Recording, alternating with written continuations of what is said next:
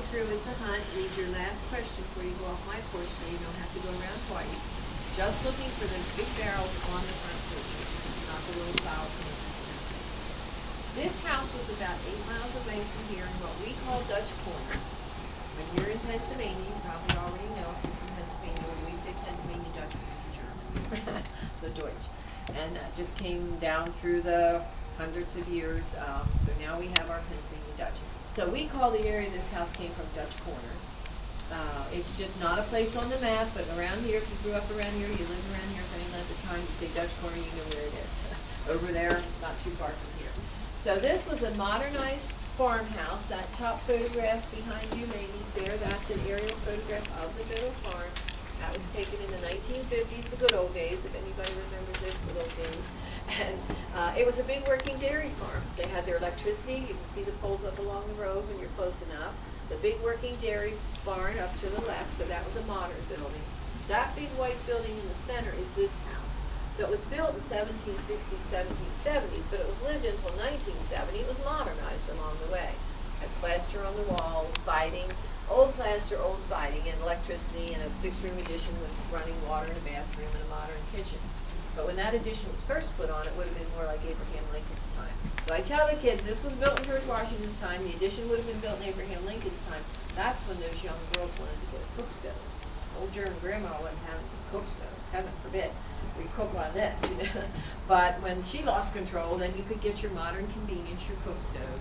The only thing is, if you have a cooking fire, which is basically what I have on this side, this house would have had a summer kitchen, so you would cook out in a little separate building in the summer. But that doesn't heat up your house all that much. But you put a big iron box in your kitchen. I talked to a lot of people that still grew up with cook stoves in the 1920s, 30s, sometimes 40s and 50s. And that really heats up the kitchen, and that's when they really had a lot of summer kitchens. You took that old cook stove out to the summer kitchen, or it went on a porch. But you had to cook every day. You had to feed everybody, and that involved having a fire in the cook stove. That's how I was brought up. Hmm? That's how I was brought up. That's right. I say you don't have to go that far back, do you? Now, the thing I'm discovering about elementary age kids is they do not even know we had trucks and cars in the 1970s. So we do have a problem. And I've proved that with class after class of kids. They're all going, no. So we do need to teach them a little bit about the 1900s. But yes, you're welcome to look upstairs in this house if you'd like. Keeping in mind that this was a wall here and a wall here. That's an old German floor plan. It's not a big open room. This was tourist money, not history money, because unemployment was so high. So when they brought in here, they built some 1970s, sort of like that. There was a half wall and some part wall and some half wall and some solid wall. And it was not old wood, and it wasn't working very well because people couldn't see, so we had to take it out. But in reality, I wouldn't see you, you wouldn't see me unless I walked over here and opened the door and walked out on a chilly day. You shut all those doors, and you know, if you grew up in this time, you had doors on all, not this time, but you know, a time when we had farmhouses with doors on all the doorways, a door at the foot of the steps. You didn't let your heat run all around the house. You kept your doors shut, and you kept the door shut at the foot of the steps, and the bedroom doors, and too bad. I talked to a good many people also that grew up, oh no, they didn't heat our bedrooms. And of course, the older kids would sleep upstairs. Mom and Dad in the German floor plan with the hall, the kitchen, and the living sleeping room, with all these rocks being basically your furnace. The bigger bed would be down here that's up there, and the trundle bed, and the littlest kids downstairs, and Grandma, and Mom and Dad, and then the bigger kids in storage would have been upstairs. So as you go through, you can go upstairs in this house. The old steps were the staircase was 19 inches wide. We went around like the old farmhouses. History money, you would have put it in. Tourist money, you put in some nice sort of friendly steps. And you can check it out up there. And if you have any questions on your treasure hunt for me or anything about anything in the house, feel free to ask. He can try that. If he does, make sure they are a little picky. Oh, yeah. Yeah, they're a little picky, so be careful. There's a cat somewhere in the village. I haven't seen him lately, but try to keep the little ones away from him. He's not the nicest cat in the world. If he's laying down somewhere, don't touch him. I tell everybody that. On his own terms, he usually is in here. On his own terms, he might rub on your legs. You can scratch between his ears. If he lays down, he's one of those. If you rub his belly. So I always tell him, keep the kids away from him, if you can. So he's getting older and grumpier. He used to be a really nice cat. He's about 8 years old.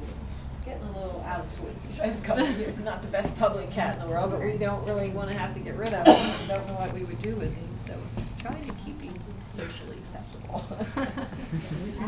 Yeah, check it out if you want to see you brought your snack with you. Huh? Your carrot. Yeah, sure. And that would make yeah, we're going to brush the curls. If you want to come down this way, I'll show you how the spinning wheel works. After we get all the lumps and bumps brushed out of the wool, then we can make yarn out of it. He's a little small, you probably know what yarn is. Yeah, you do mommy knits and crochets. Okay, so we gotta make some yarn so you can knit and crochet. And if you want to feel how soft it is, oh yeah, that's soft. That's for the sheep. And we give the sheep a haircut. Do you get your hair cut sometimes? Yeah, and it doesn't hurt, does it? So we give the sheep a haircut. Now we're gonna make some yarn, and his hair's a little short. But I always tell the kids, especially the girls with the long hair, if you're going to twirl your hair around your finger, that's making yarn out of your hair. All yarn is well, you might have right. All yarn is twisting something into a piece of yarn. So pretend that's my finger, that sharp point, and we're going to pop that yarn 1, 2, 3, 4, and it's going to run up here to the twist, and it's going to pull it out of my hand. It's a little lumpy bumpy. They would not approve of my yarn, but they call that designer yarn and they charge more for it.